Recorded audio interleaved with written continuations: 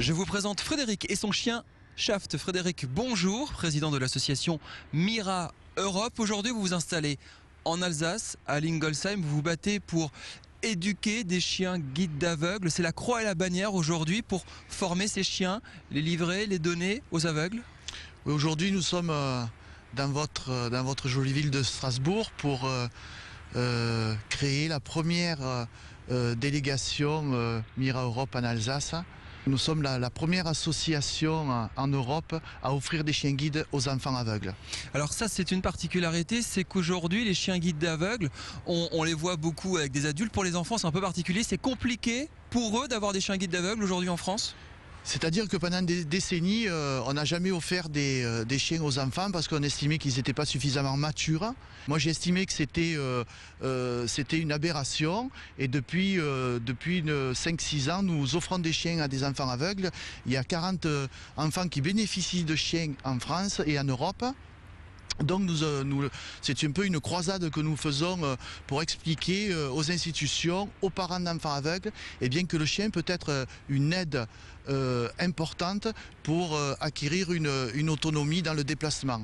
En combien de temps, la Shaft est un chien guide d'aveugle, il faut combien de temps pour former ces chiens? Alors il faut pendant une année, à partir du moment où le chien est sevré, il part en famille d'accueil où on lui apprend l'éducation basique. À partir de 12 mois, il vient dans notre centre et là on lui donne son éducation entre environ 6 à 8 mois.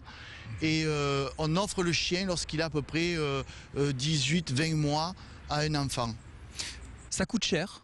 On l'a dit tout à l'heure, il y a besoin de beaucoup de financement en fait. Oui, un chien a un coût environ, on a estimé à entre 20 et 25 000 euros. Et il y a quelque chose d'important aussi, c'est que ce chien devient le meilleur ami de l'enfant. Il y a une vraie relation qui se crée ensuite. Je crois que ce qu'il y a, c'est que le chien est plus qu'un chien guide. Ça devient un ami, c'est un compagnon de vie, un compagnon de route. Nous avons des difficultés pour arriver à créer un lien, un contact humain, un rapport humain avec les gens. Et le chien est fédérateur, c'est-à-dire que lui, de par sa posture, les gens viennent vers lui, vous interpellent, vous disent vous avez un joli chien, et tout de suite il se crée un lien.